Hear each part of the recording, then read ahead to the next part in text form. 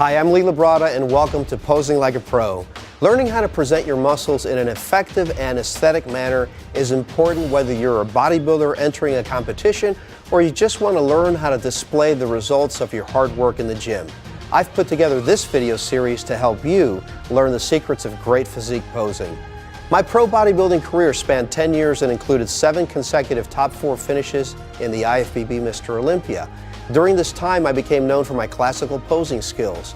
And now as an IFBB Pro Bodybuilding Hall of Famer, I want to help you to master the art of posing. In the last session, we learned about the freestyle posing round of bodybuilding competition. We discussed the 60-second and 90-second posing routines, which you'll perform in bodybuilding competition.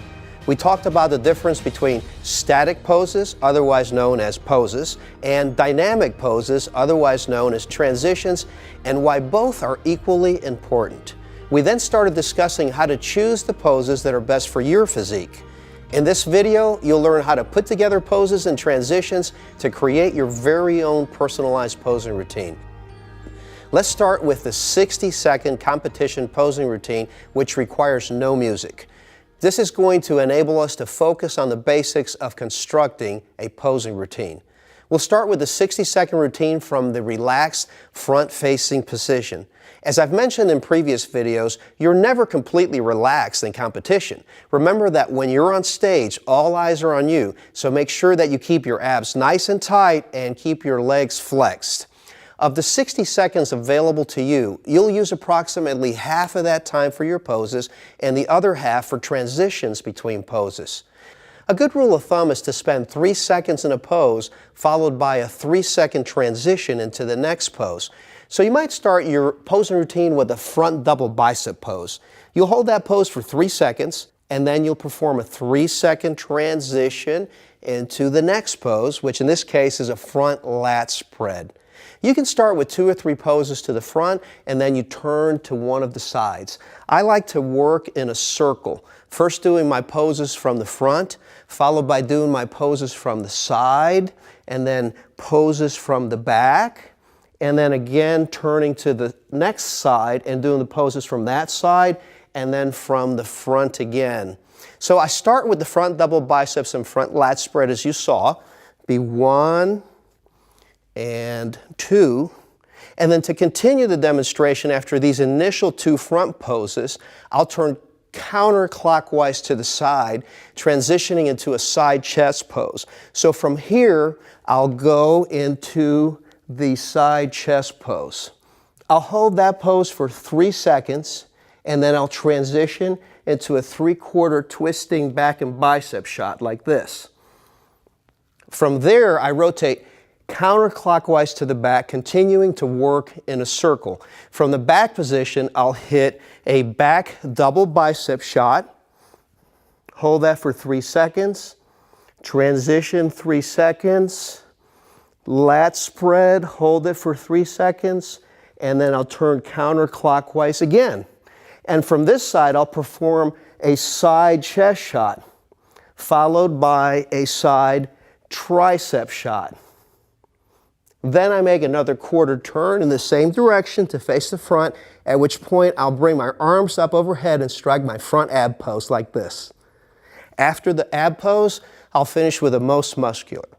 Now, it's common to finish with a most muscular pose to show off the full body muscularity, but it's not a rule. You can finish with any pose or variation that you like. Team Labrada member Ryan Workman will be joining me shortly to demonstrate this routine once again. Feel free to follow along and then rewind and repeat until you have it down. The best way to learn how to pose is by practicing different posing routines. If you're new to posing, I recommend that you learn how to do this routine first. This one will serve as a warm-up for you, and once you know and understand the basics of this routine, I suggest you watch video footage of other bodybuilders performing their contest routines and try to do parts of their routines that you like.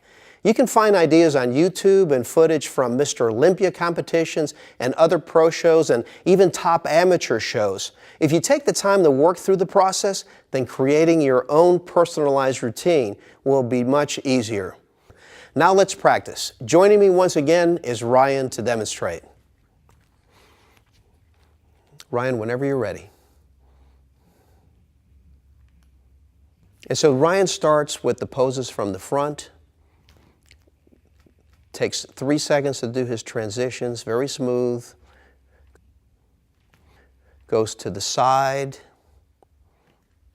working counterclockwise to the back, the rear double bicep, followed by the lat spread.